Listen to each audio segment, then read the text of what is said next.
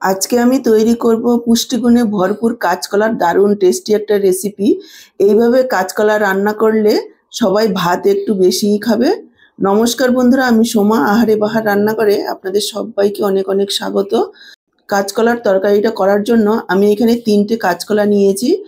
তারপর কাঁচকলাগুলোকে এইভাবে খোসা ছাড়িয়ে নিচ্ছি। দেখুন, কাঁচকলাগুলোকে এইভাবে খোসা ছাড়িয়ে নিয়ে দু টুকরো করে আমি মাঝখান দিয়ে ফালি করে নিচ্ছি। যেহেতু কাঁচকলাগুলো সাইজ একটু ছোট, আমি দু ফালি করে নিচ্ছি।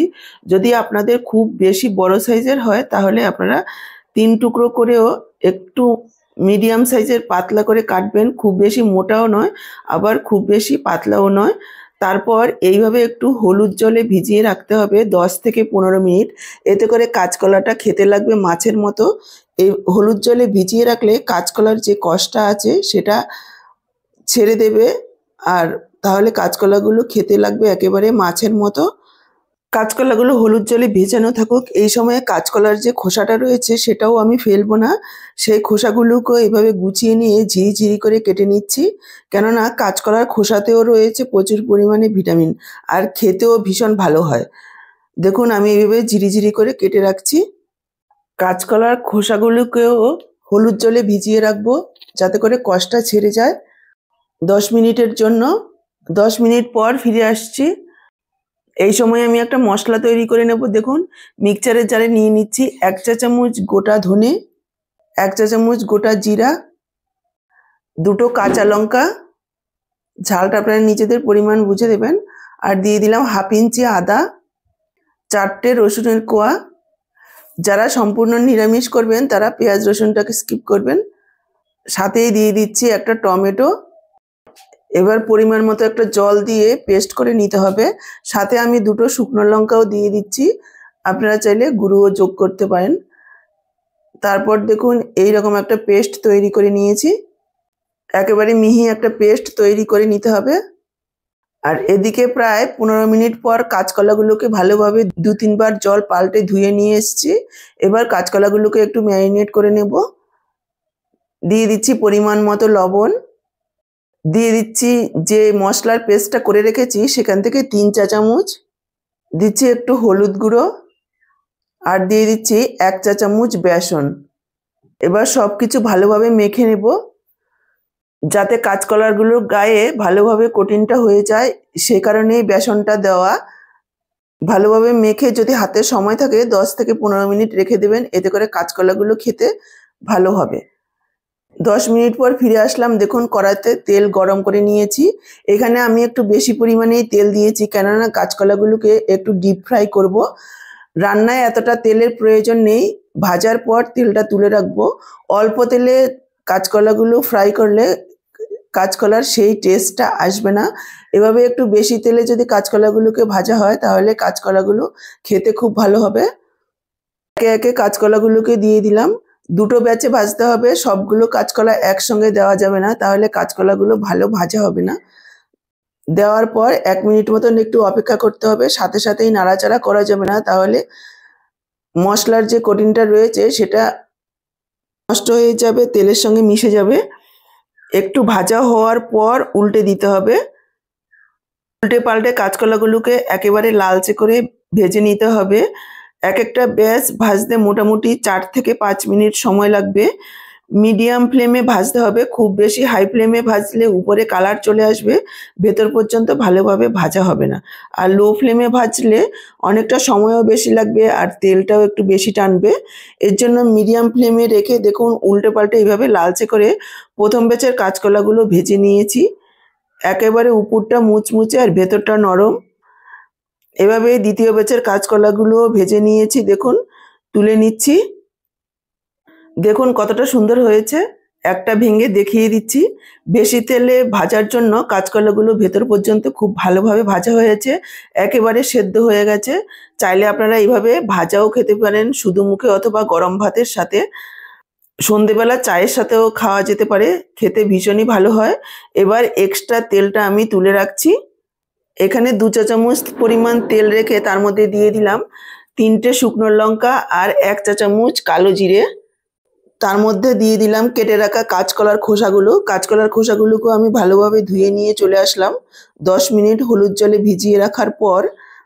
এবার দিয়ে দিচ্ছি পরিমাণ মতো একটু লবণ, দিয়ে দিচ্ছি সামান্য একটু হলুদ গুঁড়ো।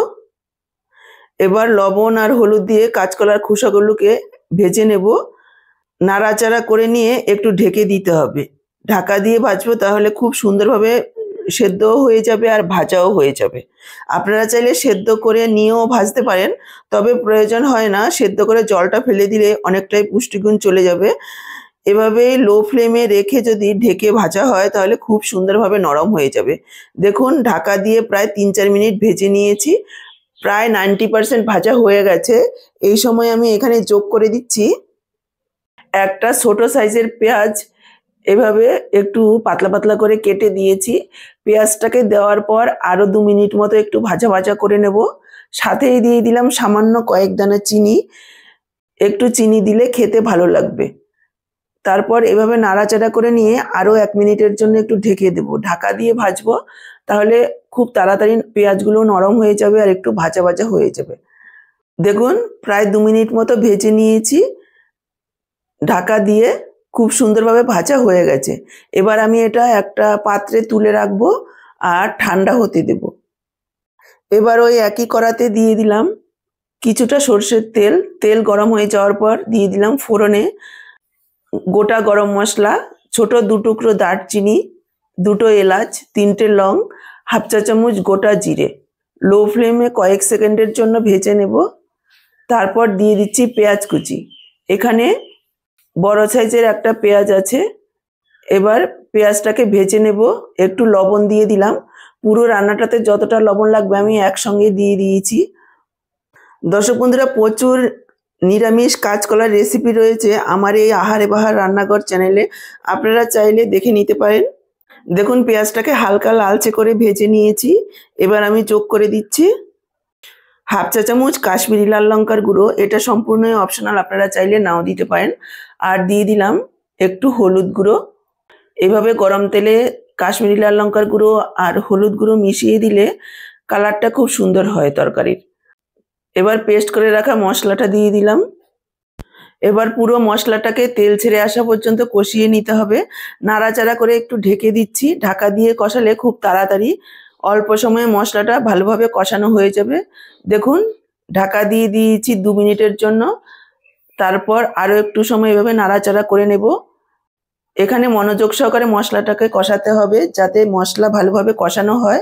তা না হলে টমেটোর কাঁচা গন্ধ থেকে গেলে কিন্তু স্বাদটা ভালো হবে না। এখানে আমি কয়েক দানা চিনি দিয়ে দিলাম। এই সময় চিনিটা দিলে যেমন কালারটা সুন্দর আসবে, সেরকম স্বাদটাও ভালো হবে। চিনিটা দেওয়ার পর আরও কিছুক্ষণ নাড়াচাড়া করে নিয়েছি। দেখেই বুঝতে পারছেন মশলার তেল ছেড়ে এসছে, একেবারে মশলাটা ভাজা ভাজা হয়ে গেছে। এবার আমি যোগ করে দিচ্ছি ভেজে রাখা কাঁচকলা। মশলার সাথে আরও 2 মিনিট মতন একটু কষিয়ে নেব। মশলার সাথে আরও 2 মিনিট মতো কষিয়ে নিয়েছি। এবার আমি যোগ করে দিচ্ছি জল। এখানে আমি হাফ কাপ পরিমাণ জল যোগ করছি। খুব বেশি জল যোগ করব না, যেহেতু কষা কষা করব। আপনারা যদি ঝোলটা একটু বেশি রাখতে চান সেই পরিমাণ বুঝেই জলটা যোগ করবেন। নাড়াচাড়া করে মিশিয়ে নিয়ে ঢাকা দিয়ে আরও 3 থেকে 4 মিনিট মিডিয়াম লো ফ্লেমে রান্না করে নেব, যাতে করে খুব সুন্দরভাবে সব কিছু সেদ্ধ হয়ে যায়।